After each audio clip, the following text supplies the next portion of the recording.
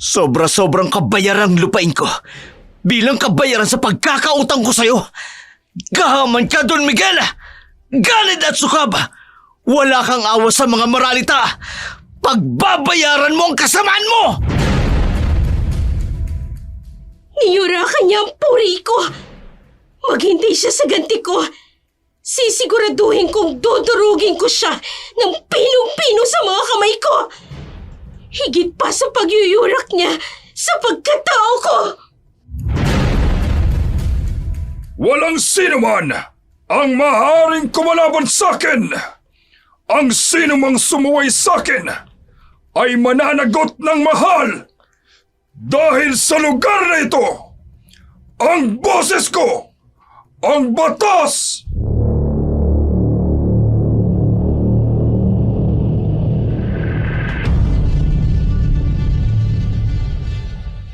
Dark Shadows 101. In the world of darkness, various forms of evil unfold. A world constantly being escaped from. A world fiercely fought against. Yet amidst it all, love also blossoms. There is also laughter. Dark Shadows 101.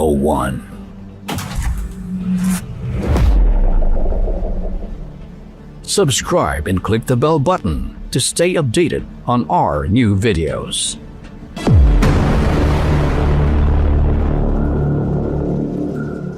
Ang palabas na ito ay rated SPG. Istriktong patnubay at gabay na magulang ang kailangan. Maaaring may maseselang tema, lingwahe, karahasan, sexual, horror o paggamit ng droga na hindi angkop sa mga bata. Magandang araw po sa inyo. Sa araw na ito, isa na namang naiibang kwento ang ating bibigyan ng buhay. Kwentong padala ng isa sa ating mga masugid na taga-subaybay.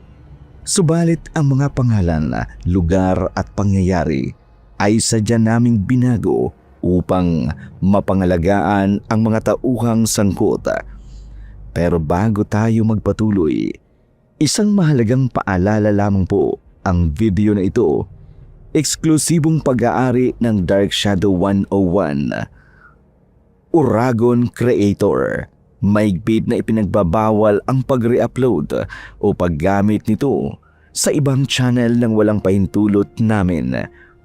Maari po kasing ang channel na nagnakaw ng aming mga video, isa po sa pangalan ng channel na nagnanakaw ng aming video ay mga kwentong kababalaghan at lisaso. Kung ang sino man po ang nasa likod ng channel na ito ay haharap sa agarang copyright strike at posibleng permanenteng pagbura ng kanilang channel.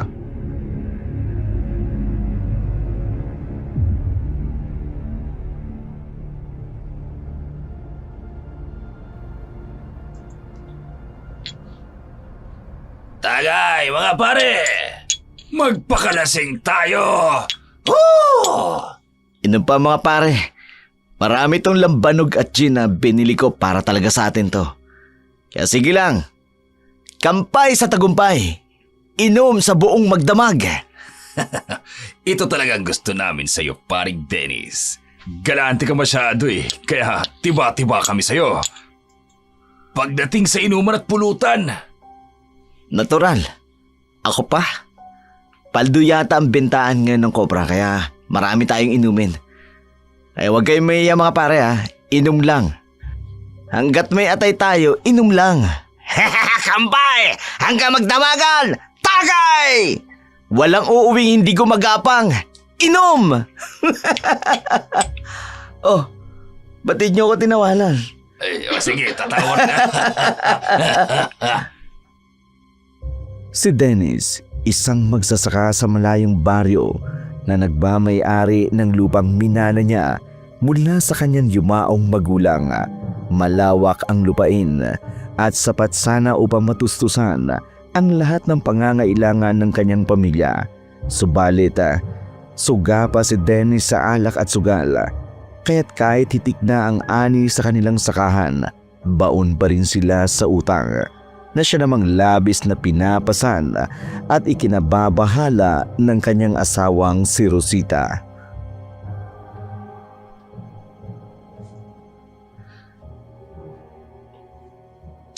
Dennis, gumising ka na dyan.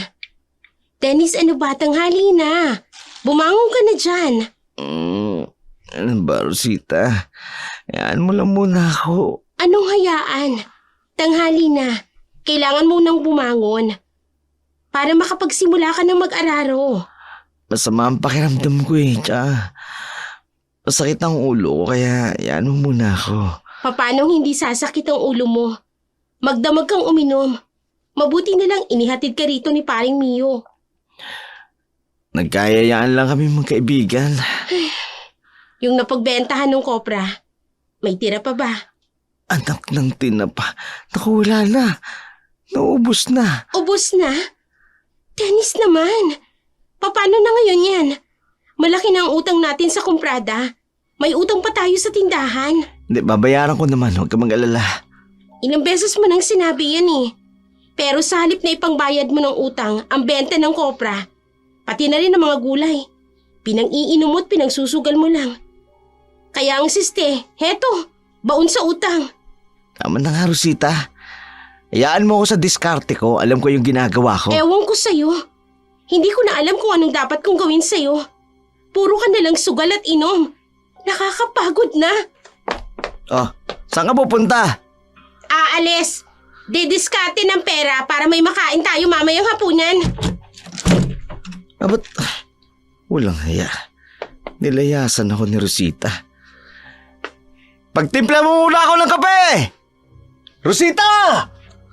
Hoy! Pero kahit anong tawag ni Dennis, hindi na bumalik si Rosita sa loob ng kanilang bahay. Tuloy-tuloy lamang ito sa paglalakad. Hindi naman ganoon ang takbo ng buhay nila noon.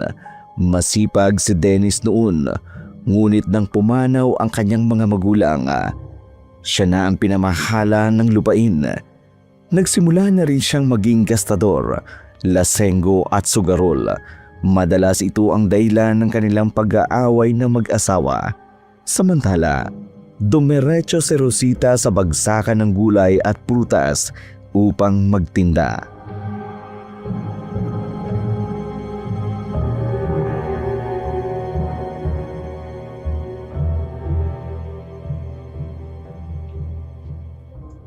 Mga suki, bili na po kayo. Sariwa pa ito't bagong ani lang. Suki, halika na rito. Ano ba namang nangyayari sa akin? Bakit ba? Bigla akong nakaramdam ng pagkahilo. Rosita, ayos ka lang ba? Ayos lang ako. Salamat. Bigla naman yata ang pagkahilo ko. Siguro dahil kapilang ang laman ng tiyan ko.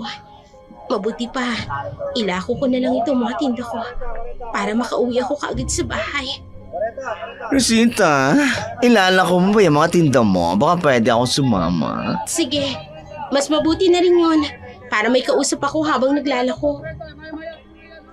Inilako ni Rosita ang kanyang mga gulay kasama ang isa pang nagtitinda.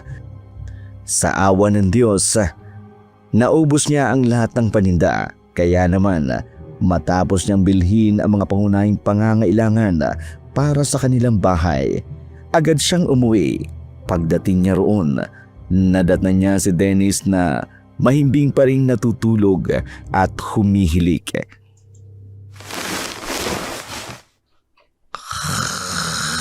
Dennis! Dennis, gumising ka nga dyan. Nakapagtinda na ako't lahat, humihili ka pa rin. Dennis! Rosita, andyan ka na pala. Oo, narito na nga ako. Ikaw, anong ginagawa mo? Bakit nakahilata ka pa rin dyan? Sabi ko naman sa'yo, masakit yung ulo ko eh. Wala ka talagang balak na magbungkal ng lupa ngayon? Bukas na lang. Dennis naman, malapit na ang tag-ulan.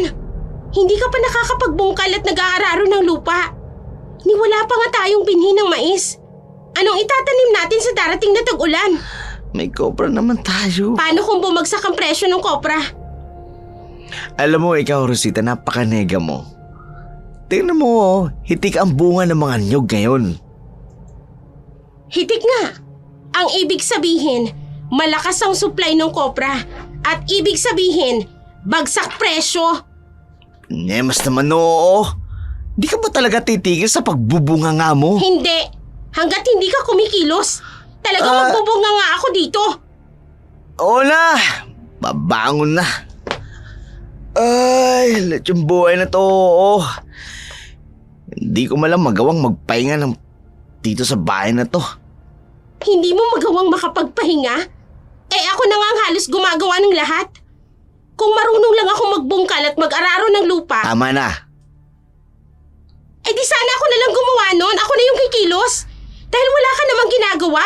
Kung hindi ang magsugal at magpaumaga sa inuman. Tama na, sabi, nakakarindi na yung boses mo, Rosita. Tumahimik ka na nga. Gusto mong manahimik ako, kumilos ka.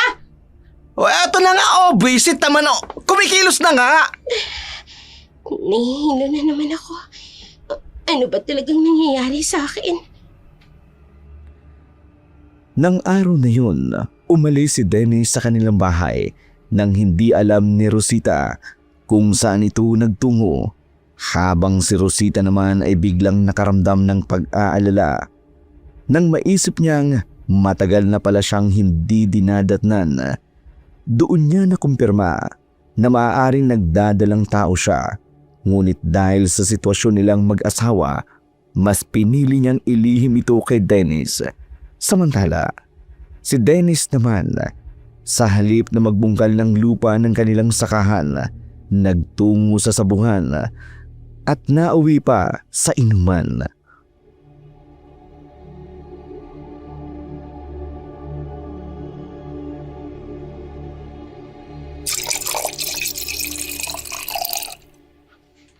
Pare, inom lang akong bahala sa inyo. Talaga pare. Pero mukhang malaki na ang talo mo kanina sa sabong. Huwag kayong mag-alala. Kayang-kaya kong bawin ang pagkatalo sa sabo. Ngayon, mag-happy lang muna tayo. Sabi mo eh. Sige. Sige! Inom lang tayo. Inom lang. Magdamag, mag-inuman. Walang gihinto ang katulad sukat.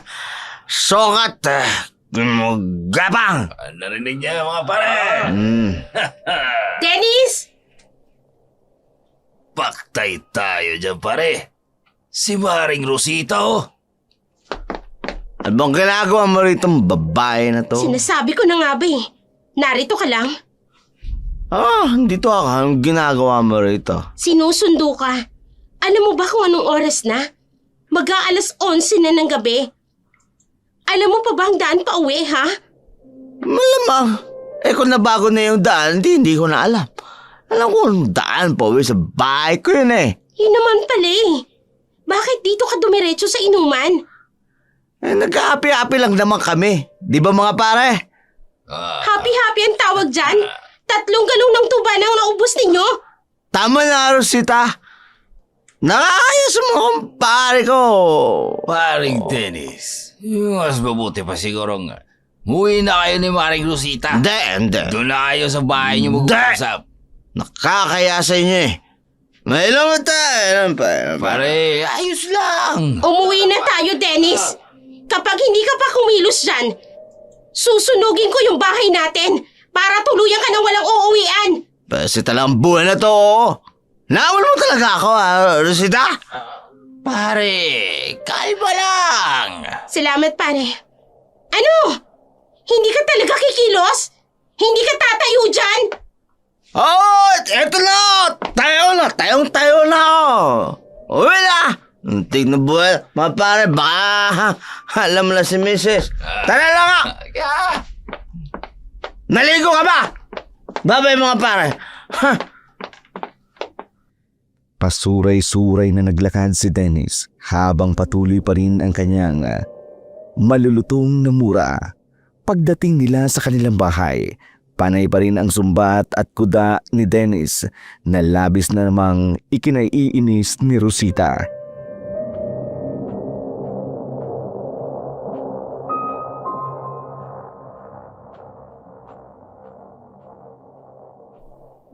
Alam mo bang nakakaya yung ginawa mo kanina, Rosita?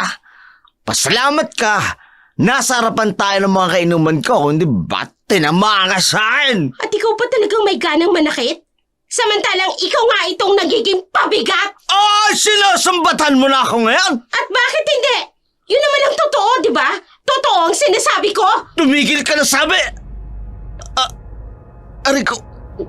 Dennis, ano nangyayari sa'yo? Bakit namimilipit ka? Ang tiyan ko, Rosita! Dennis! Sandali lang! Sobrang sakit! Hihingi ako ng tulong sa mga kapitbahay! Sandali! Bilisan mo, Rosita! Sobrang sakit talaga ng tiyan ko! Oo, sandali lang! Natataranta na ako eh! Sandali! Kaagad na humingi ng tulong si Rosita sa kanilang mga kapitbahay. Halos hindi niya alam ang gagawin sa takot at pangamba. Agad nilang dinala si Dennis sa pagamutan sa bayan at doon niya narinig ang sinabi ng doktor. May sakit na raw sa atay si Dennis. Cirrhosis, dulot ng labis na pag-inom ng alak. Ayon sa doktor, maaga naman at maaring maagapan, ngunit kailangan ng puspusang gamutan at malaking halaga ng pera. Halos mahilo si Rosita sa narinig.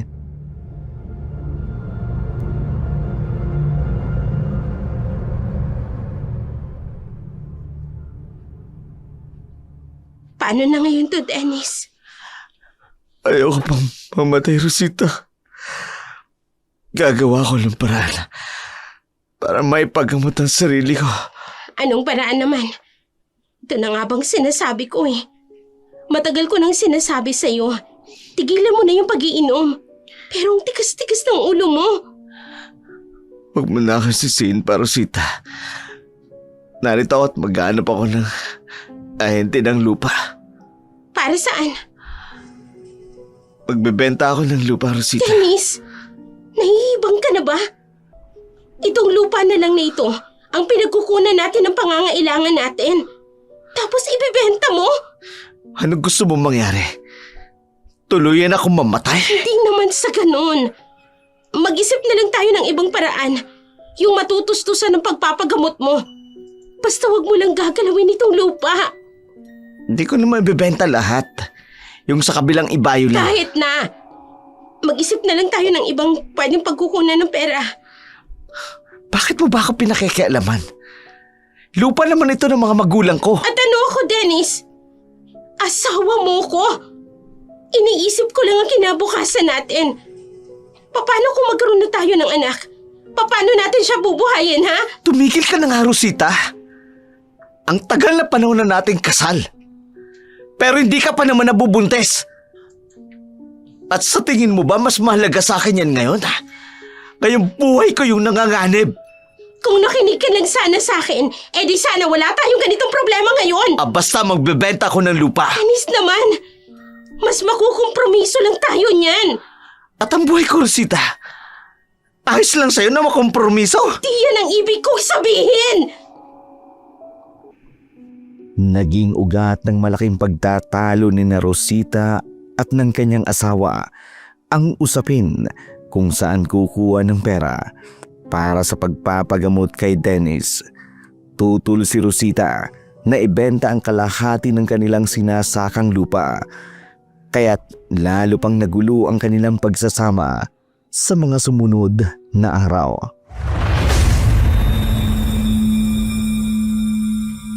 Totoo ba itong nalaman ko, Dennis? Nakipag-usap ka sa isang ahente? Oo. Dinala niya ako sa opisina nila. Nagkausap na rin kami ng broker. Talaga bang magbibenta ka ng lupa? Dennis naman, akala ko ba napag-usapan na natin to? Pumayag na ba ako? Basta buo ng pasya ko. Ebebenta ko ang lupa, Rosita. At tayo? Paano tayo? Saan tayo pupulutin pagkatapos? May maliit na lote pa naman na matitira sa atin. pwede nating tirahan yun. Sinabi ko naman kasi sa'yo, mag-isip na lang tayo ng ibang paraan. Kung kailangang mangutang tayo o lumapit sa mga kamag-anak natin, gagawin natin. Basta wag mo lang ibibenta itong lupa. Nakahihiya nang lumapit sa mga kamag-anak natin, Rosita. Isa pa, hindi natin alam kung tutulungan ba nila tayo. Basta, hindi ako sang-ayon sa gusto mo. Bahala ka kung hindi ka sang-ayon. Basta buo na ang pasya ko. Dennis! Kulim... Dennis! Bilisan mo, Rosita. Dennis! Bilisan mo! Sige, dito ka lang. Kukunin ko lang yung gamot mo. Sandali lang!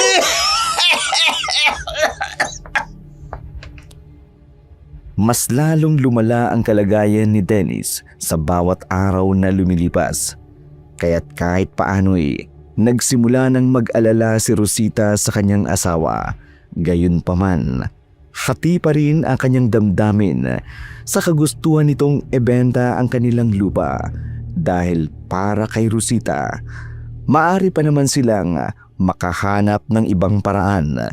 Samantala, nagkaroon ng kaguluhan sa kabilang baryo kung saan nakatira ang pinsan ni Rosita na si Eradisa.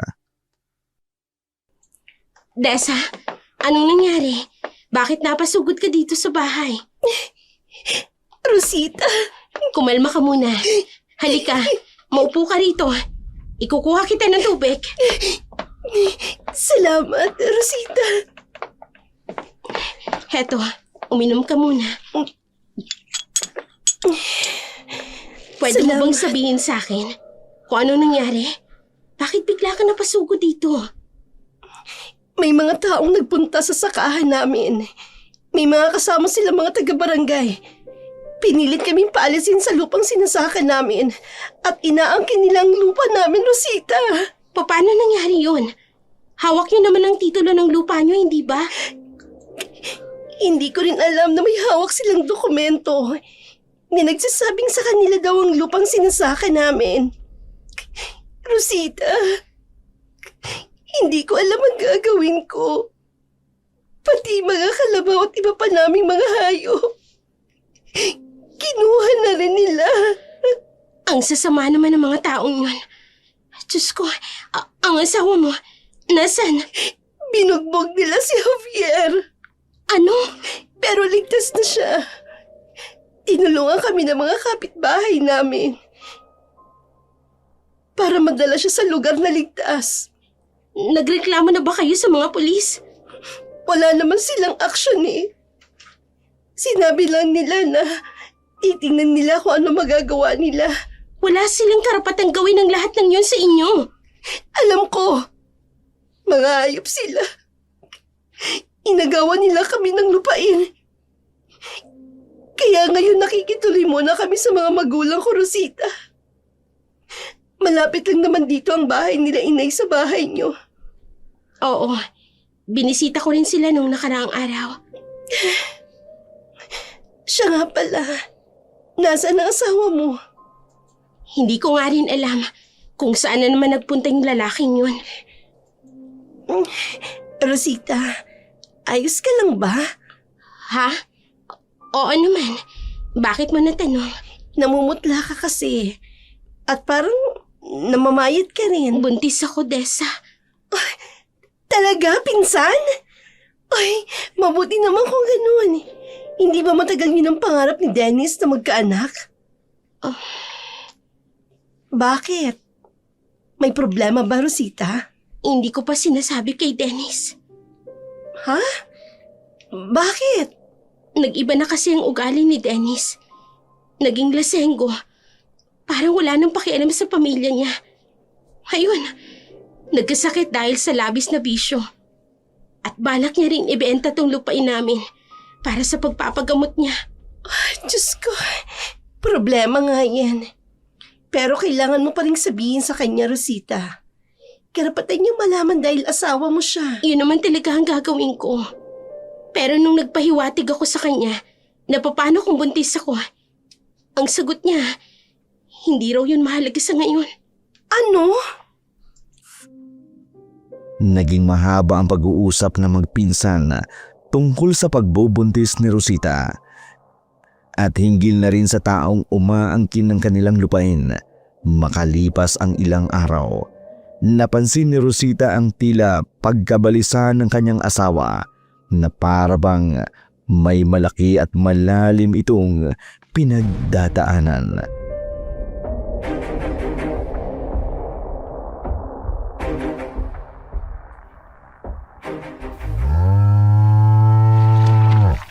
Dennis! Sumilong ka na muna doon sa lilim ng puno ng mangga. Mainit na rito, oh. Hayaan mo na lang ako dito, Rosita. Ano bang nangyayari sa'yo? Dennis, bakit babalisa ka? Hindi ka rin kumakain sa tamang oras. Alam mo namang may sakit ka. Kaya ko ang init ng araw.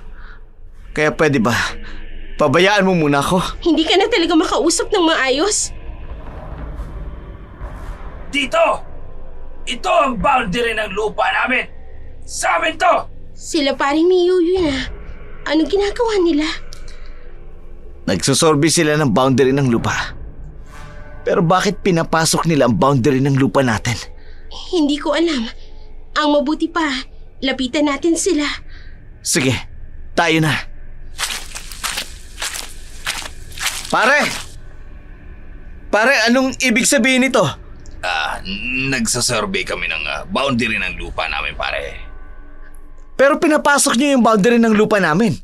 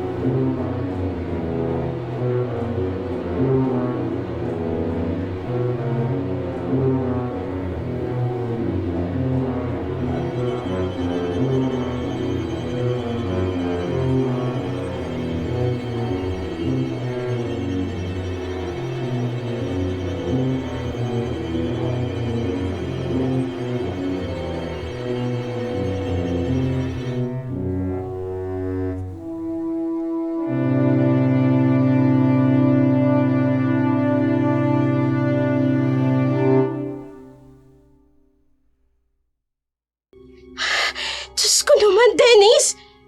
Huwag mong sabihin, ipinatalo mo sa sugal. Tama ka. Pero hindi ko naman akalain na may sakit na pala ako. Kahit pa! Nangutang ka na wala akong alam. Ano bang tingin mo sa akin dito sa bahay, ha? Tau-tauhan sa posporo? Sabi ng tama na eh. Ang problema natin ngayon kung paano natin maaayos at makukuha ang kinamkam na lupa sa atin ni Mio. Gagong yun. Tinuring kong kaibigan pero tatablayin pala ako. Magpapasorbay tayo sa lupa. Panibagong gastos na naman.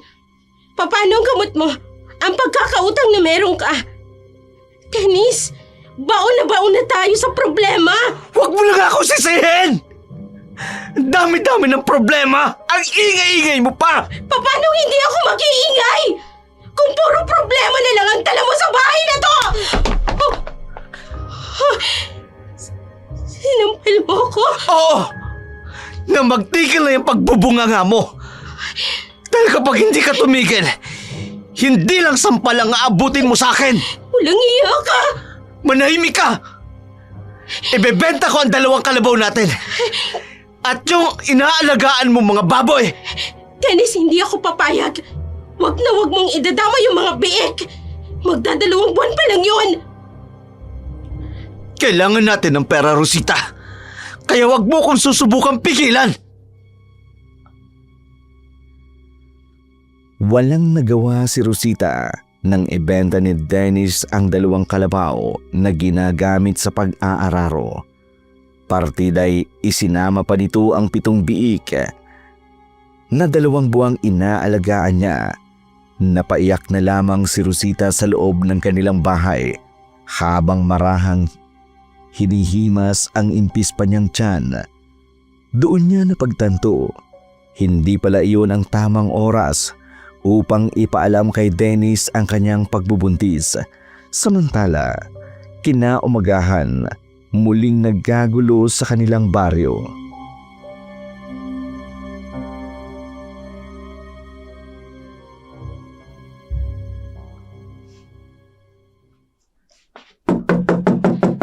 Sandali lang! Sino bang... Desa, ikaw pala pinsan. Halika, pasok ka na muna dito sa loob. Ay, salamat. Ano bang atin? Ang aga mo yatang sumugo dito sa bahay. Rosita, may nabalitaan kasi ako. Tungkol saan? Yung ibang magsasaka, nakarating bahay nila inay. Yung alaga nilang mga hayop, pinagpapatay. Ano? Diyos ko, sino namang lapastangan ang kumuha nun? Ang sabi-sabi, may mga tao raw na pumunta sa bahay nila, mga armado. Tapos pinagtataga at pinagbabaril ang mga alaga nilang hayop. Ano na bang nangyayari dito sa lugar natin? Nung isang araw, may mga kapitbahay kami na pinasok ang boundary ng lupa namin. Nabalitaan ko nga rin. Oh, kayo, kumusta? Anong balak niyo ni Dennis? Isinanggunin niyo na ba sa surveyor's office? Hindi. Kapag ginawa namin yun, maglalabas na naman kami ng pera. Alam mo namang kailangan namin ng pera ngayon. Oo nga pala. Pero, teka lang. Ano nangyari dyan sa kaliwa mong pisngi? Bakit ba namumula yan? Parang nangingitim? Eto ba? Sinampal ako ni Dennis. Ano? Pero bakit? Nag-away kami. Nalaman ko kasi na may malaki siyang pagkakautang at ipinatalo sa sugal. Ano? Siya na nga itong may pagkakasala, siya pa itong nananakit. Pero hindi naman siya dating ganyan ah. Sinabi ko naman sa'yo, Tessa. Unti-unti nang nagbago si Dennis. Konting-konti na lang talaga. Parang gusto ko nang sumuko sa pagsasama namin. Pero Rosita, paano ang pinagbubuntis mo? Hindi ko alam. Pero kung hindi siya magbabago, baka mapilitan akong makipaghiwalay sa kanya. Malungkot na tiningnan ni Iradisa ang pinsan niyang si Rosita. Halos sabay silang lumaki at likas na malapit sila sa isa't isa. Katunayan, maging ang kanilang mga napangasawa ay matalik na magkaibigan ng binata pa. Kaya kilala ni Iradisa si Dennis bilang mabait at maalaga. Ngunit sa nakikita niya ngayon na kalagayan ni Rosita, masasabi niyang nagbabago na nga si Dennis.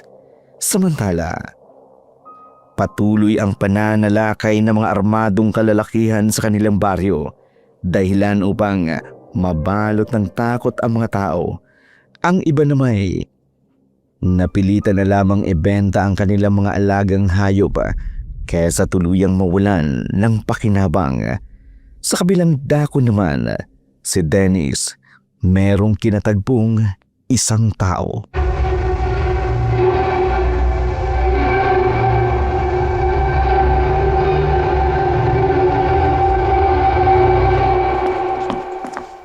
Kumusta, Dennis? May ipangbabayad ka na ba sa akin?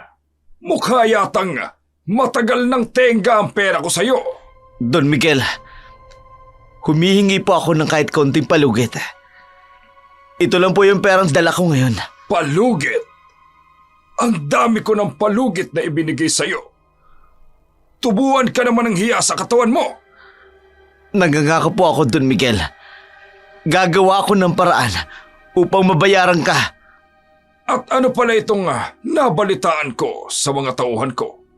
Pumunta ka sa isang land broker. Oo. Isa kasi yun sa paraan ko upang mabayaran ang utang ko sa iyo, Don Miguel. Ulupong ka talaga, no? Ho? Alam ko naman na may sarili kang lupa, Dennis. Kaya kung hindi mo kayang bayaran ako ng cash at ng interes ng utang mo sa akin, iilitin ko ang lupa mo. Don Miguel, wag naman po sana. May sakit po ako at kailangan ko ng pera para sa check-up at sa gamot ko. Tingin mo, may pakialam ako. Timyong, kunin mo ang pera ng tarantadong ito at itapon mo siya sa labas pagkatapos. Don Miguel, parang awal nyo na.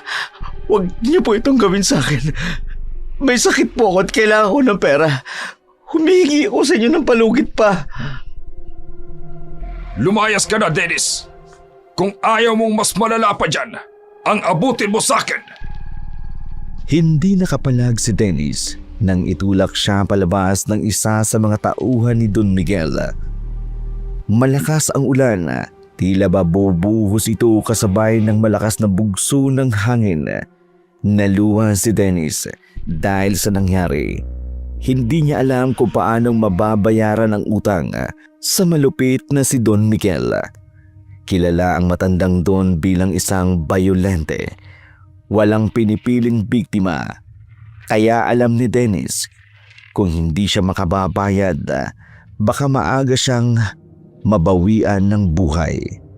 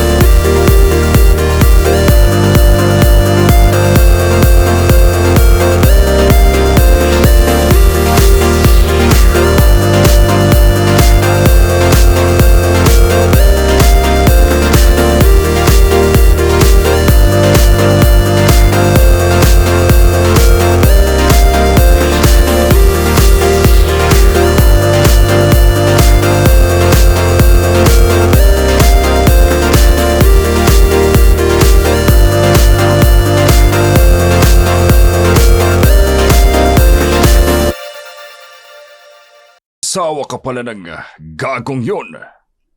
Hindi ko akalain magandang asawa niya. Ano ho ba talagang sadya ninyo?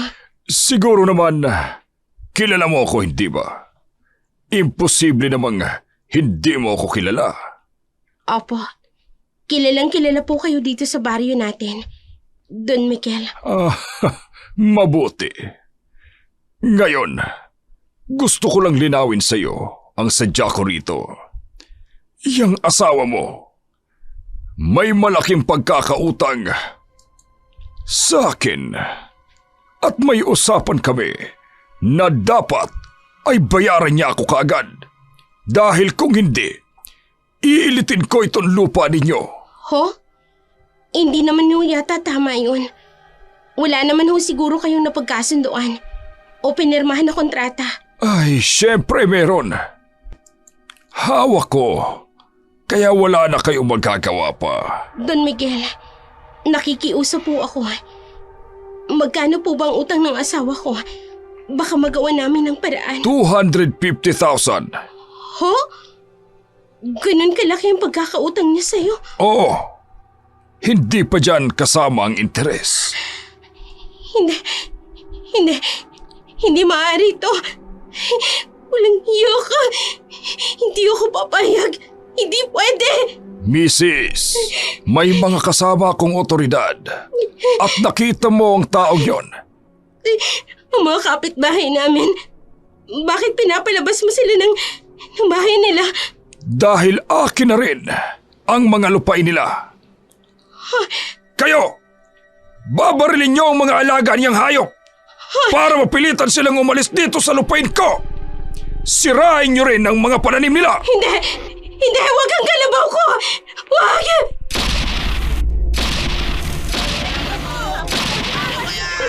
Diyos ko! Pinagpapabaril nila ang mga alaga naming hayop at sinira ng mga tauhan niyang pananim namin. Lumayas na kayo dito sa lupain ko! Mga hampas lupa!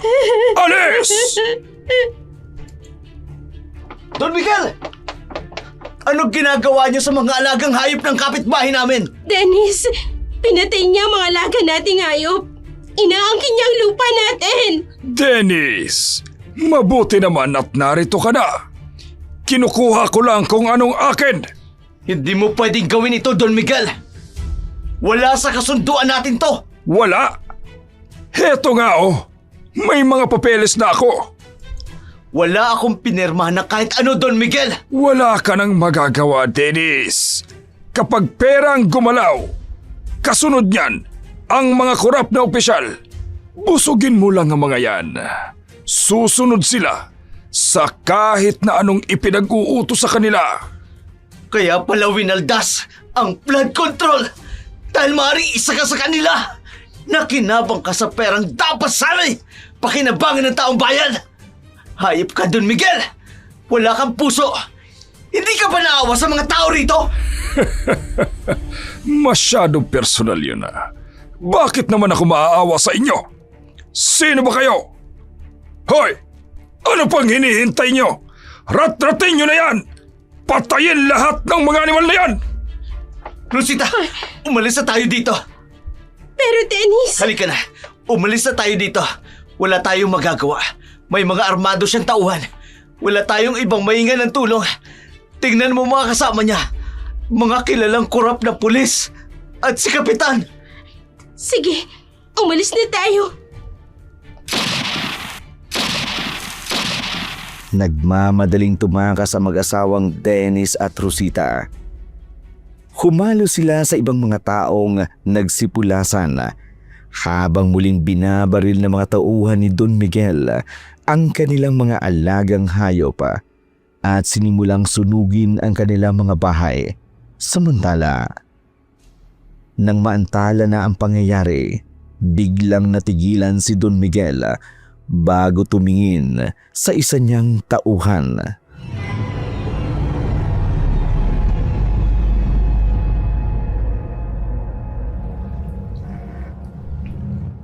Sandali! Nasaan si Dennis at ang kanyang magandang asawa? Marahil ay tumakas na po, Don Miguel. Hindi maaari. Hanapin niyo ang mag-asawa at dalhin niyo sa akin. Hindi pwedeng takasan lang nila ako ng ganon kabilis. Ay, paano po yun? Yung ibang tumakas, Don Miguel. Wala akong pakialam sa mga yon. Ang mahalaga sa akin ay si Dennis at ang asawa niya. Sundan niyo sila. Huwag ninyong hayaan tuluyang makatakas. Kapag nahanap ninyo, dalhin ninyo sa bodega ko. Masusunod po, Don Miguel. Bilisan ninyo ang kilos nyo! Nagmamadaling umalis ang mga tauhan ni Don Miguel upang hanapin ang mag-asawang Dennis at Rosita. Samantala, si Don Miguel naman nagtungo sa bodega kung saan sinabi niya ang kanyang mga plano. Sa kabilang dako, pagod na huminto ang mag-asawang Dennis at Rosita. Inisip na hindi sila susundan ni Don Miguel, ngunit ganun na lamang ang kanilang pagkabigla nang biglang pinalibutan sila ng armadong mga tauhan ni Don Miguel. Dinala sa bodega kung saan naroroon ang matandang Don.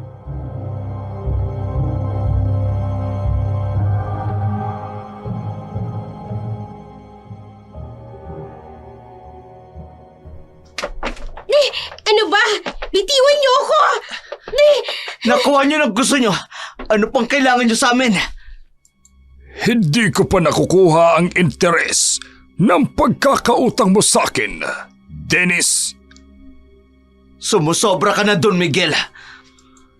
Kinuha mo ng kabuhayan namin. Ano pang kailangan mo sa amin? Kagaya ng sinabi ko sa'yo, hindi ko pa nakukuha ang interes ng pagkakautang mo. Sobra-sobra ng kabayanan ng lupain ko. Bilang kabayaran sa pagkakautang ko sa'yo. Gahamang ka, Don Miguel. Ganit! Sukab at wala kang awa sa mga maralita. Pagbabayaran mo ang kasamaan mo ito! Wala akong pagkakautang sa kahit na sino sa inyo. At ang lakas ng loob mong sigawan ako. Ha! Dennis! Don Miguel, tama na! Tama na! Ang ganda-ganda talaga ng asawa mo, Dennis. Don Miguel, Ang swerte mo at anong ginagawa mo sa asawa ko? Bitiwan mo ko! Bitiwan mo si Rosita! Diba? Ang sabi ko sa'yo, maniningil ako ng interes. Ito na ang interes na sinasabi ko. Hindi! Huwag, Don Miguel! Parang awa mo na! Bawa ka sa asawa ko! Dennis, tulungan mo ko! Parang awa mo na! Don Miguel, wag po! Bitiwan niyo ko! Ano ba? Huwag kang mag-alala. Masasarapan ka naman sa gagawin ko. Ihiga niyo yan sa papagyang babayan! Ikapos niyo lang si Dennis! Ang iharap ko sa samin! Gusto ko makita niya at mapanood niya kung paano ko pagsawaan ang asawa niya! Ayop ka, Don Miguel! Papatay kita! Ayop ka! Sisimulan ko na ang paniningil ko sa interes ko, Dennis! Yeah! Huwag mo gawin sa akin to! Parang awa niyo na! Don Miguel! Diyos ko, tulungan niyo po ako! Don Miguel! Nagmamakaawa ako!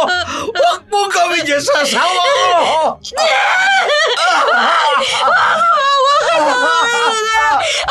Ang ganda-ganda mo talagang babae ka. Parang hindi ka asawa ng isang magsasaka. Huwag kang mag-alala. Masasarapan ka naman. Dennis, tulong! Rosita, asawa ko! Panoorin mo, Dennis! Kung paano ko pagsawaan ang asawa sa harap mo! Manood ka! Kung paano ko sasunurin sa sunod!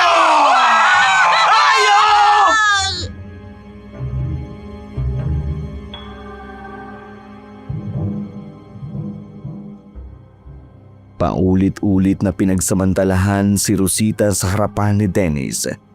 Walang magawa ang lalaki dahil hawak siya ng mga tauhan ng malupit na Don. habang may nakatutok ding baril sa kanyang ulo at kay Rosita. Walang sino man ang nakaririnig sa kanila sa lugar na yun, kundi ang mga huni ng mga kuliglig sa gabi. Matapos ang pangahalay, itinapon ng mga tauhan ni Don Miguel ang mag-asawa sa tambakan ng basura. Bago iyon, binugbog muna nila si Dennis hanggang sa mawalan ito ng malay.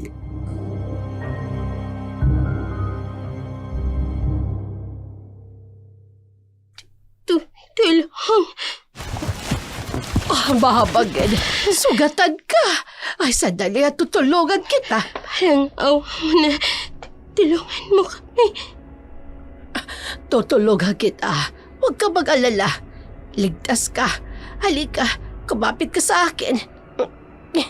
Isasakay kita sa aking kariton.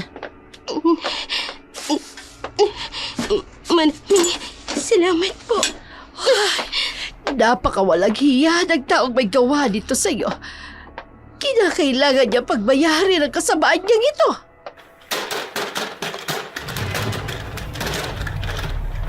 Tinulungan ng matanda ang mag-asawang Dennis at Rosita. Dinala sila sa kanyang maliit na tirahan na medyo may kalayuan sa baryo.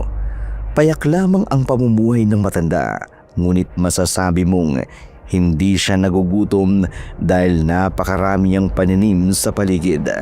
Samantala, kinabukasan, bumalik na ang malay ni Dennis. Nagtataka pa ang lalaki kung nasaan sila ng mga sandaling iyon.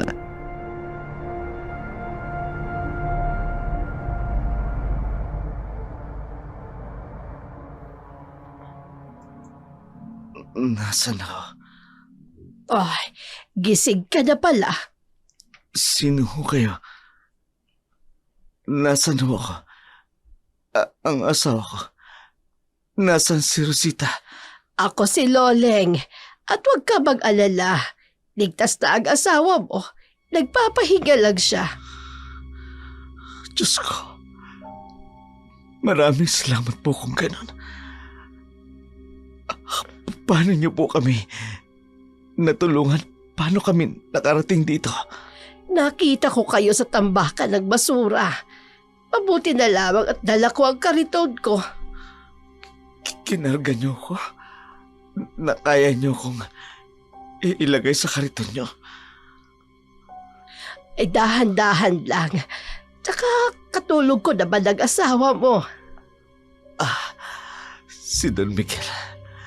Hayop siya. Magbabayad siya sa ginawa niya sa amin, Rosita. Don Miguel? Oo. Ang mayaman dito sa baryo. Ginahasa niya ang asawa ko. Kinuha niya rin patay ang lupa namin. Pinagpapapatay niya ang mga alaga naming hayop. Hindi ko makakalimutan ang paghalagyan. Aling Nuling, gusto kong makita ang asawa ko. Gusto ko siyang makausap. Sige, halika. Sasabahan kita sa silid na kinaroroonan niya. Salamat po. Dinala ni Loleng si Dennis sa silid kung saan naruroon si Rosita. Pagkatapos nila, doon nakita ni Dennis na nakahiga ang tulalang si Rosita. May umaagos pang mga luha sa kanyang pisngi at namugto na rin ang kanyang mga mata marahil dahil sa labis na pag-iyak. Nagpaalam naman si Loleng na magtutungo sa kusina upang maganda ng kanilang umagahan. Kaya naiwan si Dennis sa silid kasama si Rosita.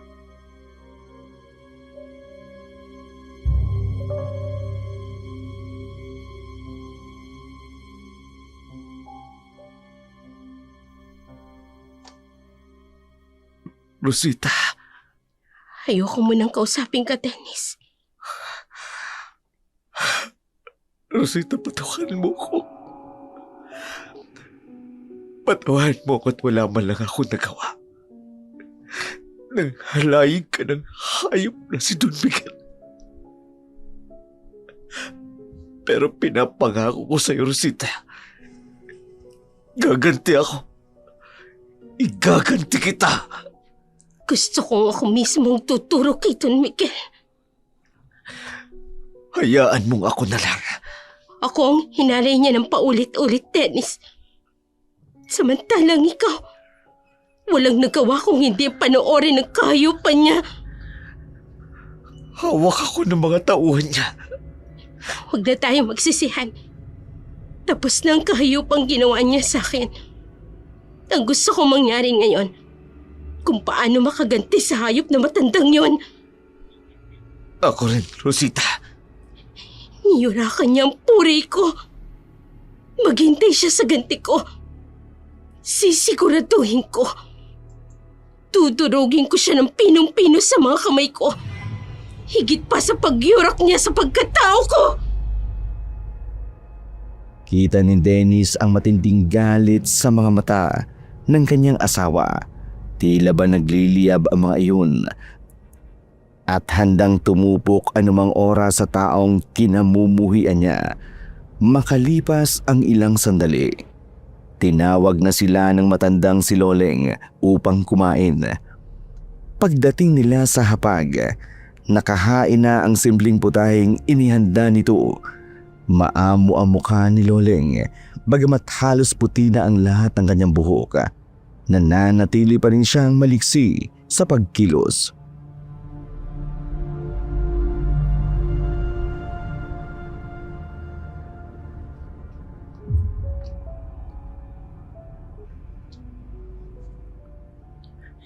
Pagpasensya nyo na ito nga pagkaing inihanda ko. Eto lang kasi ang meron ako. Kami nga po ang dapat magpasalamat sa inyo, Aling Loleng, dahil tinulungan at pinatuloy niya kami rito ng asawa ko. Rosita, ayos ka lang ba? Huwag mo kang intindihin. Pero Kailangan makabawi ng asawa mo, Dennis. Matindi ang tinamot at pinagdaanan niya. Marami ring dugo ang nawala sa kanya. Sapagkat nakunan siya. nakunan. Teka, hindi ko maunawaan. Paano Hindi mo ba alam na buntis si Rosita? buntis ka, Rosita? Hindi na mahalaga yun. Wala nang anak ko. Pero bakit di mo sinabi sa akin? Alam mo ba na buntis ka? Oo. Bala ko namang sabihin sa iyo. Pero natakot ako. Kasi parang unti-unti kang nawawala ng interes sa pamilya natin. Rosita naman. Alam kong masakit sa inyo ang nangyari. Magulang din ako. Inagrabyado ni Don Miguel. Kayo? Ano pong ibig niyong sabihin? Mahigit at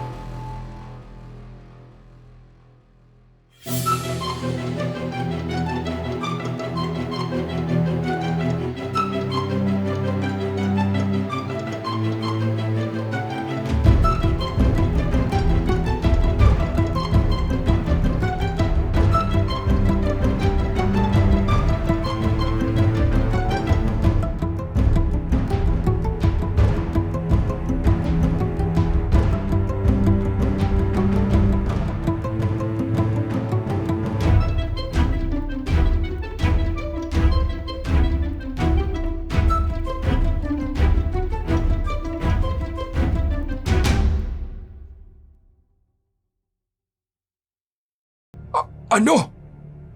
Pinaglololoko mo ba ako? Ano sa tingin mo tumira sa mga yon? Aswang? Aswang ho? Bakit ho, Don Miguel? Totoo po ba ang mga aswang? Bobo! Siyempre hindi! Ang tanda-tanda mo na naniniwala ka pa rin sa mga katarantaduhang yan!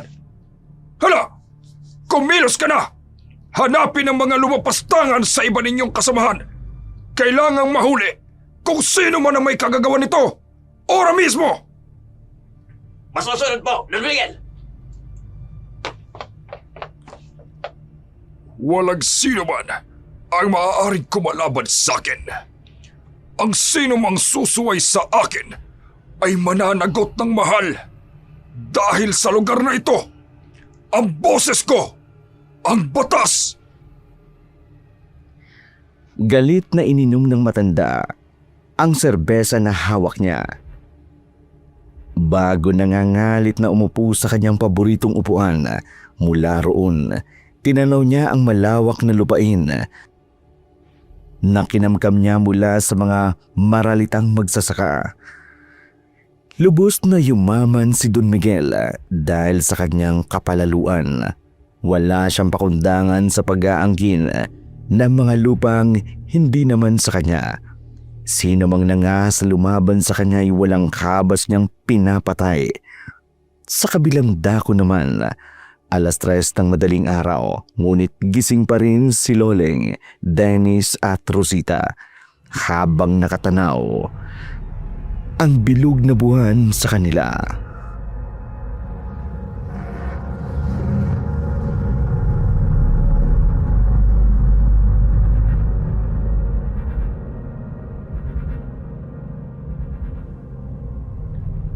Inilantad ko sa inyo ang aking sikreto. Sa isiping iisa lamang ang ating hagarin. Nakahanda ako. Rosita, Hindi kita pipilitin kung ayaw mo, Dennis. Pero ako, handa akong gawin ang lahat.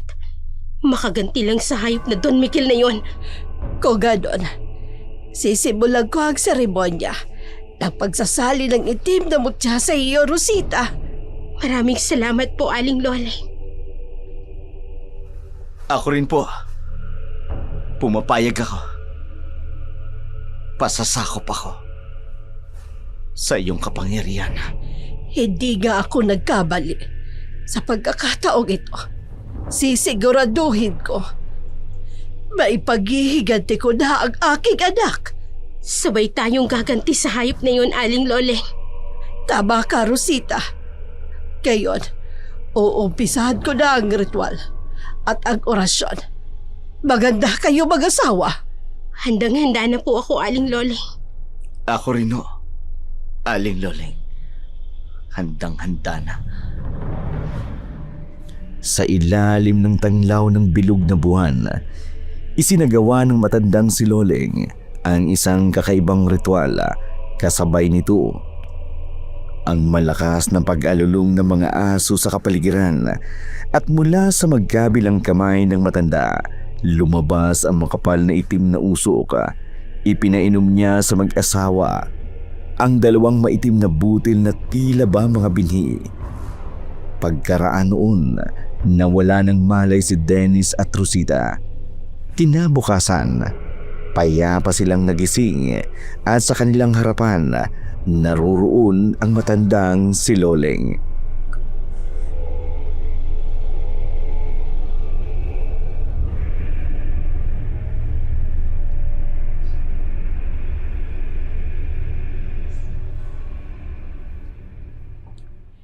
Kumusta ang pakiramdam niyo? Maayos naman po ang pakiramdam ko, Aling Lole. Mga aswang na ba kami? Nagtagumpay ka ba, Aling Loleng? Oo, ngunit hindi pa kayo ganap na mga aswang. Sa gayon, ay unti-unti niyo pa lamang mararamdaman ang kakaibang lakas at pagbabago niyo sa katawan. Pero mas magiging malakas kayo sa susunod na kabilugan ng buwan. At yon ang oras na isasagawa natin ang ating mga plano.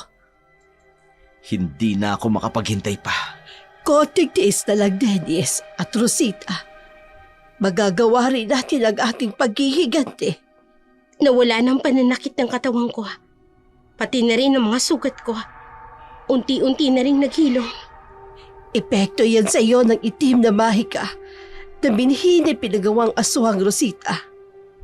Hindi ako naniniwala sa mga aswang at elemento. Noon. Pero ngayon, sa pamamagitan ninyo, Aling Loli, buo na ang paniniwala ko. Matagal ko lang gustong maghiganti. Pero hindi ko ito magagawa ng nag-iisa. Dahil na rin sa may katandaan na ako. Huwag po kayong mag-alala. Kami ang magiging katuwang ninyo sa inyong paghihiganti. Nakangiting pinagmasdan ni Loling ang mag-asawa sa kanyang harapan. Batid niyang puno ng galit ang kanilang mga puso. Katulad ng sa kanya. Lalong-lalo na si Rosita. Samantala,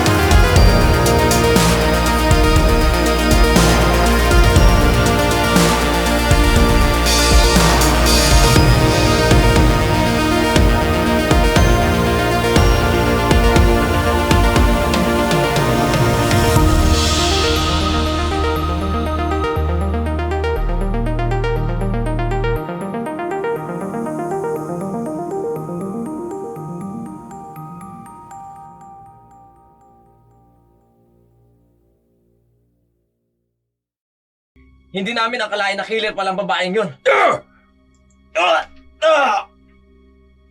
Mga ngatwiran ka pa, ha? Don Miguel, parang awa niyo na po. Namatay ang anak ko dahil sa kapabayaan ninyo. Ngayon, buhay mo ang magiging kapalit.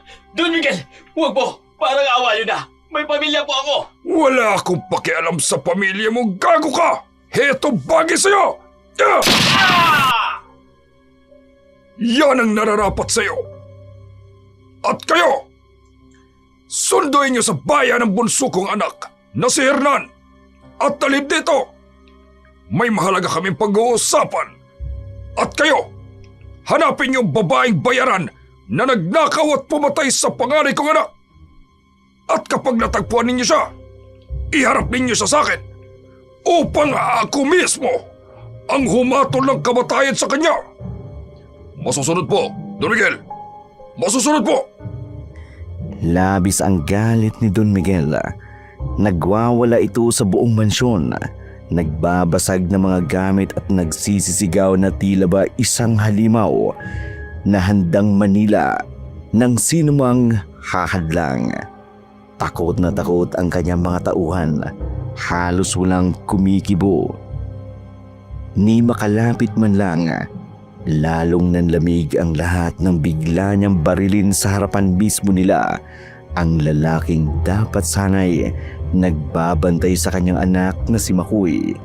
Ang putok ng baril ay umalingaw-ngaw sa buong mansyon, kasabay ng mga hikbi at pag-iyak ng ilang kasambahay na walang magawa kundi manginig sa takot. Samantala, sa bahay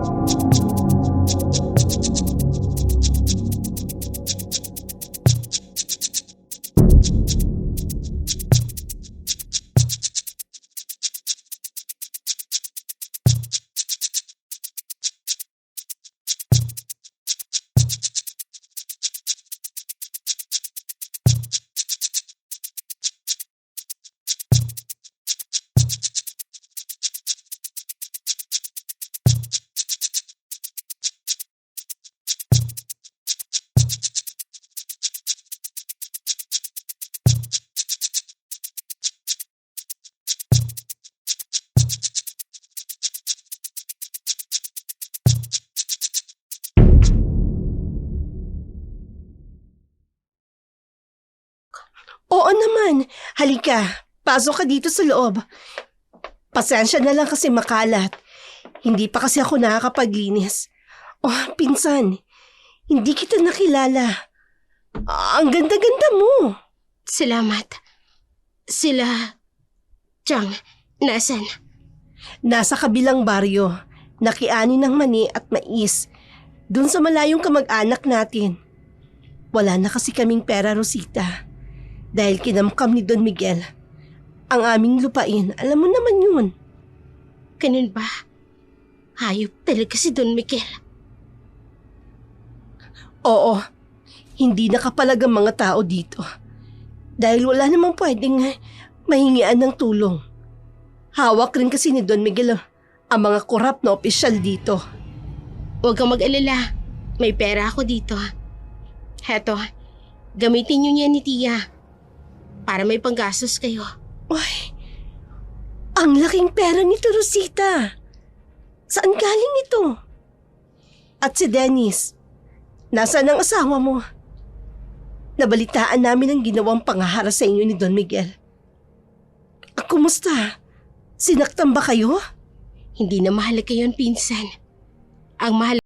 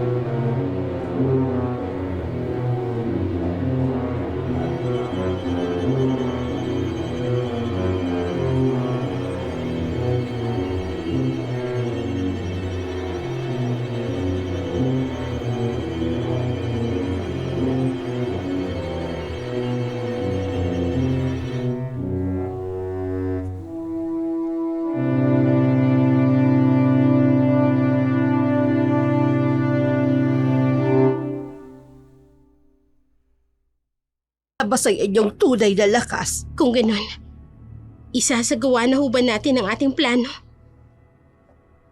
Oo. Napag-usapan na namin yan ni Aling Loleng. Ang tagal ko ding naghintay na maisagawa ang ating plano. Ako rin. Aling Loleng. Sa wakas, may isasakatuparan natin ang lahat ng ating balak.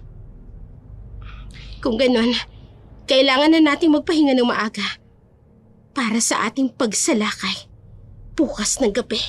Tama ka, Rosita. Huwag niyo rin kaliligtaan ang lahat ng aking itiduro sa inyong mag-asawa. Hindi ko makakalimutan ang lahat ng yun, Aling Loleng. Nakangiting pumasok si Rosita sa silid na inuukupan niya kasama si Dennis. Hindi niya alintana ang pagsunod ng asawa sa kanya. Sa isip niya, sa mga sandaling yun, tanging ang matagal niyang inaasam na makaganti kay Don Miguel ang bumabalot sa kanyang damdamin. Kung naroon lang sana ito noong gabing pumasok siya sa mansyon, siguro'y napatay niya na ito. Ngunit nakuha naman niya ang collateral bilang kabayaran, ang anak nitong si Makoy. Samantala, kinabukasan sa bahay ni Don Miguel. Nasaan si Hernan? Nasa kwarto po, Don Miguel. Bantayan ninyong mabuti ang bunso ko. Ayokong matulad siya kay Makoy. Hanggang ngayon pa, hindi pa rin natatagpuan ang babaeng bayaran na pumatay sa anak ko. Wala pa rin pong balita, Don Miguel. Maging ang mga pulis na bata nyo, wala pa rin pong lead. Mga walang silbi! Puro siba lang ang alam ninyo! Ang laki ng ibinabayad ko! Pero hindi nila mahanap ang pinahahanap ko! Pasensya na po, Don Miguel. Mamayang gabi, bantayan niyong mabuti ang paligid. Baka mamaya, may sumalakay na naman ng mga hampas lupa. Ang kabilang ibayo ba? Nasunog na ninyo? Pinalayas niyo na ba ang mga tao doon? Opo, Don Miguel. Mabuti. Hanggat hindi na uhuli ang pumatay sa anak ko, patuloy kong parurusahan ang mga tao sa baryong ito. Dinig sa buong mansyon ang galit ng boses ni Don Miguel na sumisigaw at bumagsak sa bawat sulok ng bahay. Nanlalamig ang mga tauhan sa bawat galaw niya. Takot na takot sa kalupitan ng matandang Don. Walang sinasanto na kahit na sino, kahit anong mali, agad niyang pinarurusahan. Samantala, sa pagsapit ng dilim, yun ang hudyat na matagal nang hinihintay ni Loleng. Ang gabing handa na para sa kanilang lihim na paghihiganti. Ito na ang pinakahihintay natin. Sunugin ang dapat sunugin! Itatapon ko ang dinamitang ito sa isang bodega upang doon matuon ang pansin nila. Katulad nito. Ayun, may malakas na pagsabog. Kaagad na kumalat ang apoy sa paligid. May sumasalakay sa atin! Hanapin ang salarin! Abulahin ang apoy! Sabugod na tayo!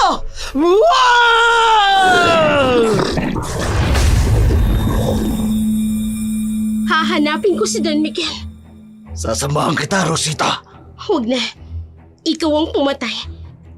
Kung sino man naman lalaban, pakakawalan ko naman ng mga taong handang tumakas. Kung yan ang nais mo. Magpapalit ka, Don Miguel. Papatayin kita! Kaagad na nagkagulo sa paligid ng mansyon ni Don Miguel. Kabi-kabilang putukan ang maririnig at halos hindi makapaniwala si Don Miguel sa kanyang nakita. Unti-unting kumakalat ang apoy sa kapaligiran habang ang kanyang mga tauhan ay bumubulagta sa lupa, duguan at halos hindi na makagalaw. Halos hindi na makatayo ang matandang Don dahil sa labis na pagkabigla. Lalo pa siyang nahintakutan nang biglang may pumasok sa kabahayan. Isang nilalang na akala niya'y napatay niya na noon.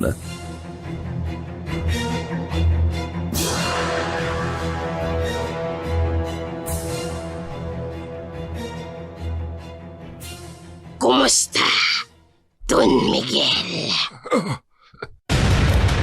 Hindi! Ikaw!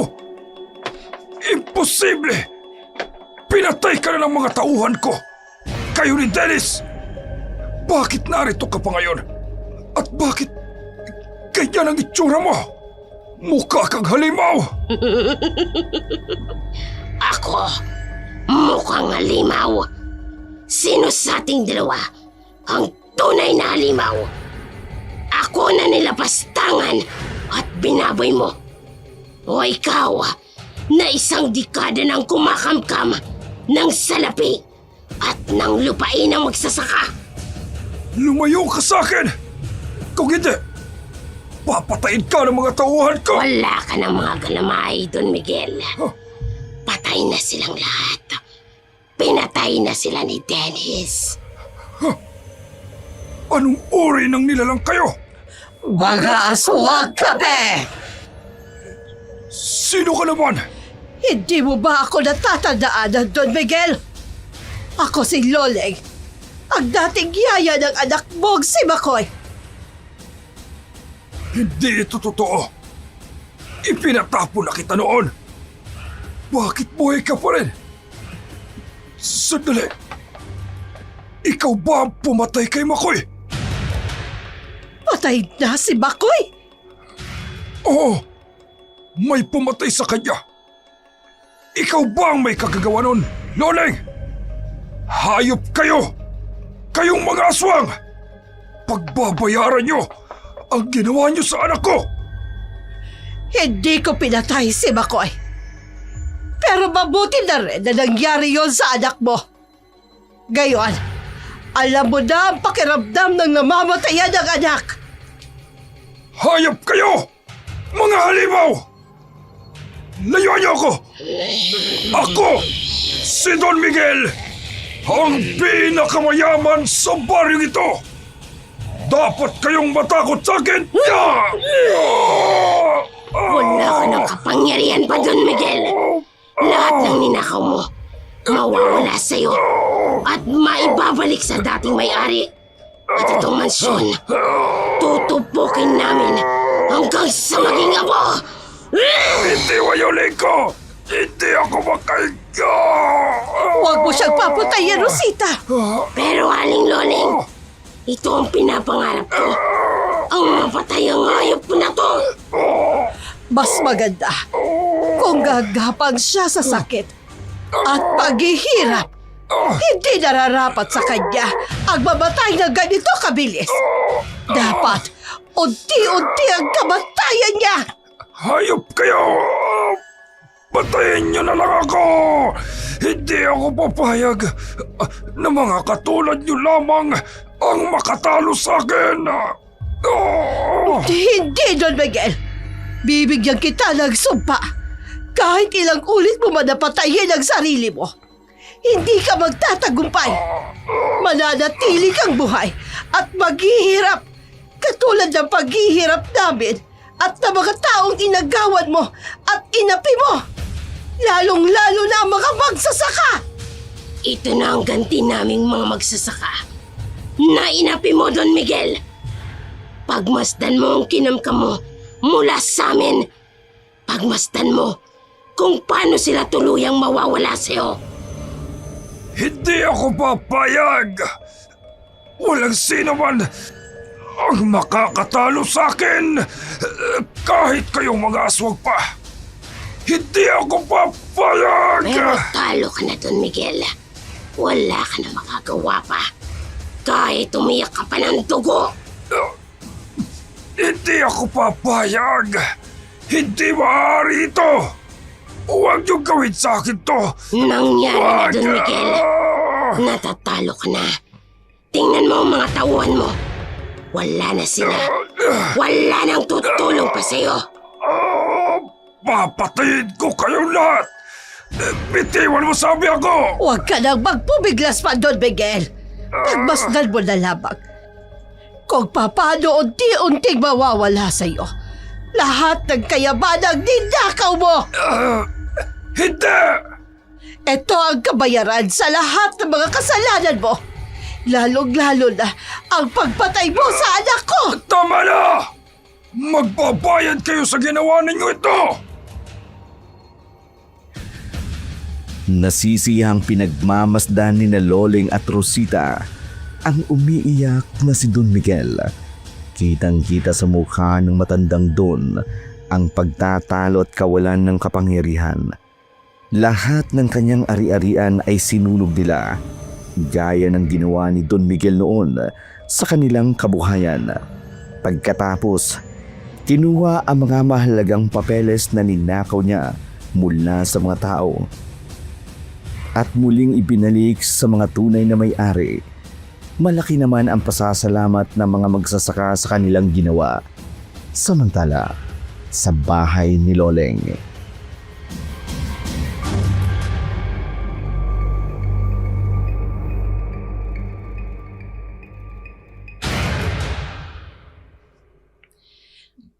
Maraming salamat sa naging tulong niyo sa aking mag-asawa. Ngayon masaya na ako dahil sa wakas ay nabigyan ko ng katarungan ng pagkamatay ng anak kong si Roxanne.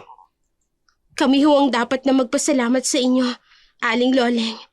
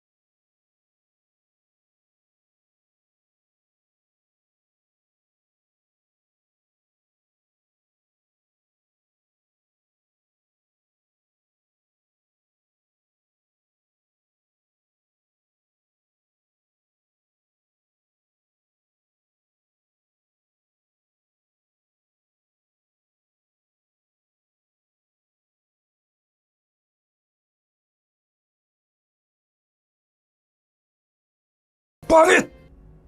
Ibalik niyo sa akin ang mga ari-arian ko! Hoy! Ikaw! Tauhan kita, hindi ba? Sunugin mo ang buong baryo! Kunin mo ang mga papeles ng lupa nila! Akin yun! Akala siguro ng mga aswang na yun, naisahan nila ako. Hindi nila ako maiisahan. Ako, si Don Miguel! Ang pinakamayaman sa baryong ito. Pinakamakapangyarihan at kinatatakutan. Pero sinira ng mga aswang na yun ang lahat.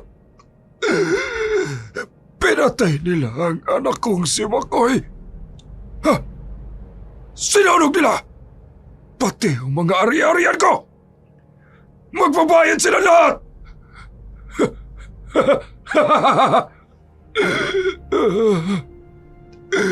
Pagbabayarin ko silang lahat. Hoy! Ako si Don Miguel! Hindi mo ba ako kilala? Mayaman ako!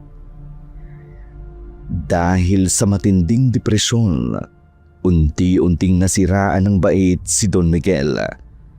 Wala na ang maranyang buhay niya, maging ang kanyang mansyon ay sira-sira na. Halos lahat ng kanyang tauhan ay namatay sa pakikipaglaban sa tatlong aswang na sina Loleng, Dennis at Rosita. Ang tanging natitira na nag-aalaga kay Don Miguel ay ang anak niyang si Hernan. Labis na nasaktan ang binata sa kalagayan ng kanyang ama at sa kanyang isip, nagbabalak siyang magiganti sa mga taong sumira sa kanilang pamilya. Hinanapan niya ang tatlong aswang na siyang dahilan ng lahat ng iyon. Samantala, sa harapan ng nasusunog na bahay ni na Rosita at Dennis, nakatayo ang mag-asawa, nalulungkot habang pinagmamasdan ang kanilang natupok na tahanan. Rosita, Wala ng bahay natin. Wala ng anak natin.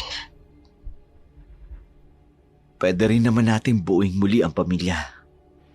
Magsimula tayo muli. Huli na, Dennis. Anong ibig mong sabihin?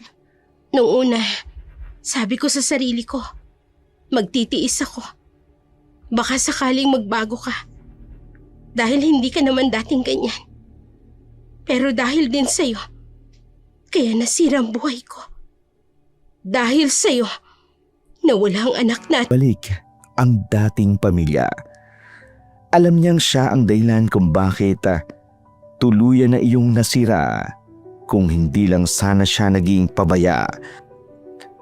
At nalulung sa sugal at pag-inom, marahil hindi sasapitin, Rosita, ang masalimuot na kalbaryong iyon.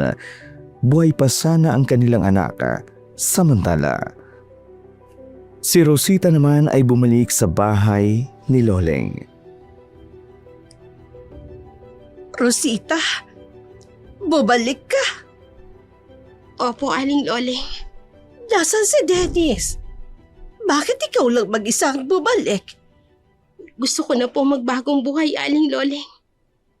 Kinausap ko na rin si Dennis na hindi na kami maaaring bumalik pa sa dati. Sigurado ka ba sa desisyon mo? Baka babaya ay nabibigla ka lang. Sigurado na po ako. Mahal ko po si Dennis. Pero hindi ko po magagawang makausat kung nakikita ko ang dahilan kung bakit sinapit ko ito. Pareho kayo biktima ng kasamaan ni Don Miguel. Pero ang tao ay may kanya-kanyang uri kung paano makalimot. Roxanne po. Oh, anong ibig mong sabihin? Simula po sa araw na to, Aling Loleng, pwede ko bang gamitin ang pangalan ng anak mo at mamuhay sa katauhan niya? Rosita, oo naman. Alam ko kung nasan ba ngayon si Roxanne. Matutuwa siya. Dahil isa kang mabuting tao, Rosita. Simula po ngayon, ako na po si Roxanne. Aalis po tayo sa lugar na to, Aling Loleng. Lilipat po tayo ng ibang lugar. At doon, magsisimulang muli. Matapos magpaalam ni Rosita sa kanyang pinsang si Eradisa, umalis na nga si Loleng sa baryo. Gamit ang malaking halagang nakuha niya noon sa mansyon ni Don Miguel. Namuhay sila ni Loleng na masagana at payapa. Samantalang si Dennis naman, nagsimulang mamuhay na mag-isa. Sinimulan niyang palaguin ang kanilang lupain. Pilit na itinatago ang kanyang pagiging aswang. Nalulungkot man siya sa bawat alaala ng nakaraan. Unti-unti niyang natatanggap ang bigat ng kanyang mga pagkakamali.